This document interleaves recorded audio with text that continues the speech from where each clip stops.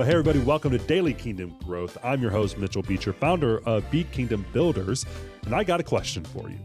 Have you ever felt like life's twists and turns are too messy for God to use? Well, you are not alone, and today we're diving into Genesis 27 through 29, a story of family deception, unexpected love, and God's unshakable promises. Through it all, we'll see how God's hand remains faithful even when life feels out of control. And guess what?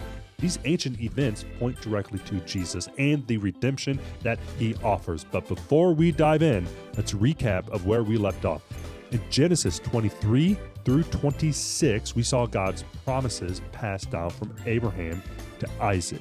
We witnessed the miraculous birth of Isaac, the passing of the covenant to him and to Rebekah, and the rising tension between their sons, Esau and Jacob. Today's chapters pick up right where that tension explodes.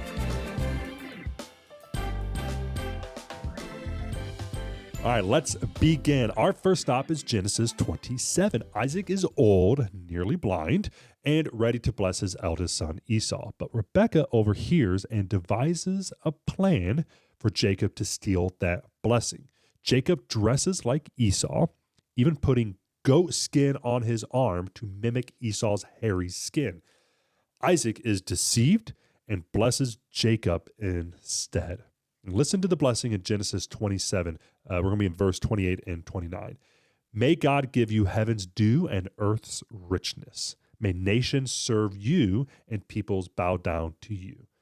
That wasn't just a fatherly blessing. It was a prophetic affirmation of God's covenant passing to Jacob. But here's the takeaway. Even though Jacob's actions were deceitful, God's plans still prevailed. Have you ever tried to control an outcome instead of trusting God? I know I have. This story reminds us that despite our flaws, God's purposes remain unshaken. And the blessing points directly to Jesus. Just as Jacob received an unearned blessing, we receive grace through Christ, a gift we could never earn on our own. Isn't that amazing? You cannot earn it. Anyway, we're going to move on to Genesis 28. After Esau vows to kill Jacob, Jacob flees to his uncle Laban's house. On the way, he has a life-changing dream. In this dream, Jacob sees a ladder reaching from heaven to earth. If you grew up in the church, you know the story as Jacob's ladder. And on this ladder, he saw angels ascending and descending. God speaks to Jacob, reaffirming the promise made to Abraham and Isaac. Genesis 28:15 says, I am with you and will watch over you wherever you go. I will not leave you until I have done what I have promised you. In this moment, God meets Jacob at his lowest point. He's fleeing from his life, right? And he's just uncertain about the future. And yet God promises still remain. I am with you. Jesus himself actually refers to this ladder in John 1:51, saying, you will see heaven open and the angels of God ascending and descending on the Son of Man. Jesus is the ultimate bridge between heaven and earth. And finally, for today, we arrive in Genesis 29. Jacob reaches Laban's house and falls in love with Rachel, Laban's youngest daughter. He agrees to work 7 years to marry her.